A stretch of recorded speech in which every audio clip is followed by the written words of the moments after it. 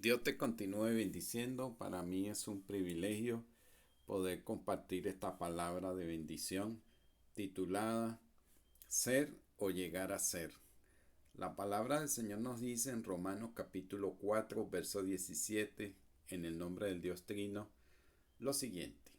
Como está escrito, te he puesto por padre de muchas gentes delante de Dios, a quien creyó, el cual da vida a los muertos y llama a las cosas que no son como si fuesen.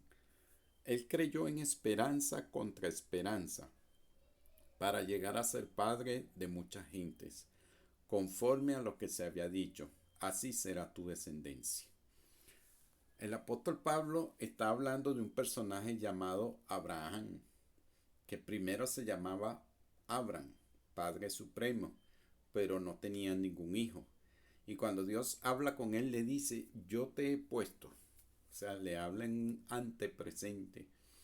Está dando por hecho de que en la mente de Dios, ya Dios lo había visto como padre de mucha gente, y no solo que lo había visto, sino que lo había constituido. Sin embargo, cuando pasa eso al plano terrenal, dice que Abraham creyó en esperanza contra esperanza, porque habían objeciones que nacían de su propio cuerpo, parientes, familias, allegados, pero las de su propio cuerpo era impotente porque era muy viejo. Y también la esposa había perdido la costumbre de las mujeres. Dice que su madre estaba casi muerta. Entonces, sin embargo, Abraham creyó contra todas esas adversidades, le creyó a Dios. Y dice la Biblia que al creer, dice, él creyó para llegar a ser.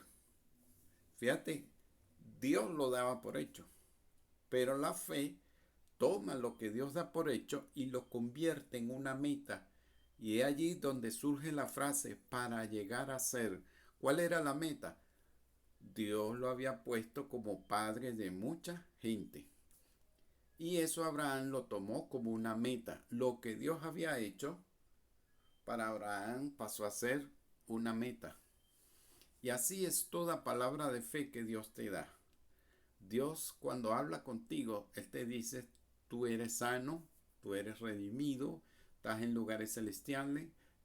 Te habla en pasado o en antepresente. O sea, Dios lo da por hecho, por concluido. Pero para ti, si estás enfermo, si estás en problemas, tómalo como una meta, la palabra de Dios, y cree como hizo Abraham, y tú vas a ver los resultados. Te puedo decir que cuando yo creí en Cristo, yo recibí la palabra de salvación, y en una semana le estaba preguntando al Señor, Señor, además de la salvación, ¿para qué me has llamado? ¿Cuál es la misión? Y Dios, levantando a una profetisa, me dijo, te he llamado para que enseñes a mucha gente, para ser maestro. Y yo creí esa palabra.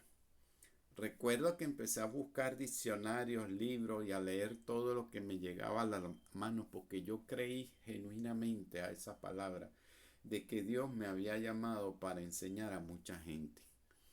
Y así como lo creí, como eso era lo que conocía, después fue que a los años me enteré de la existencia de institutos bíblicos y seminarios, pero ya yo tenía años andando.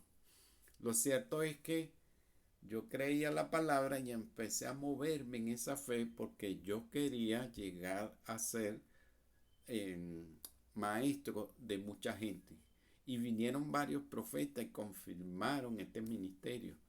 Entonces yo te digo que cuando Dios te da una palabra, tú la crees y empieza a prepararte y a funcionar conforme lo que Dios te ha dicho. ¿Ve? Del ser, de lo que Dios ya da por hecho, tú mediante la fe que se sobrepone a toda circunstancia, llegas a ser en la tierra lo que ya Dios había planeado para ti. Bueno, mi estimado, estas palabras te sigan bendiciendo.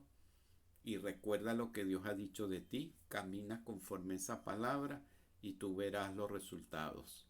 Gracias por tu atención. La paz de Dios sea contigo. Y recuerda, si este material te ha bendecido, haz con otro lo mismo que Cristo ha hecho contigo. O sea, compártelo. Estás en tu total libertad.